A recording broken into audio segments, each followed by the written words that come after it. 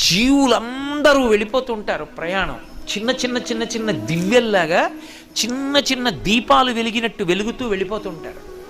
అందరూ కాలంలో ఎలా వెళ్ళిపోతూ ఉంటారంటే ఈ కాలం నడుస్తుంటే, అందుకే పోతన గారు భాగవతంలో అంటారు కాలంబు గతి అంటారు, పరమేశ్వరుడి నడక.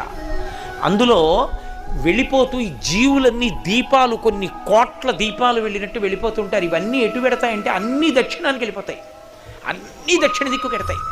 ఎందుకు ఎడతాయంటే పాపపుణ్యాలు చేసి అక్కడికి వెళ్ళి భూమిలో కలిసిపోయి మళ్ళీ ఎక్కడో దీపం కింద పుడతాడు, పుట్టి కొంతకాలం ఉండి మళ్ళీ అలా దక్షిణ దిక్కుకు వెళ్ళిపోతాడు, శ్మశానంలోకి వెళ్ళిపోతుంటుంది శరీరం. ఎవడు ఏ దీపం నేను వెళ్ళనని ఉత్తరానికి తిరిగిందో ఆ దీపం ఇక అందులోకి శరీరం పెడుతుంది, ఇక ఆ దీపం మళ్ళీ పుట్టది.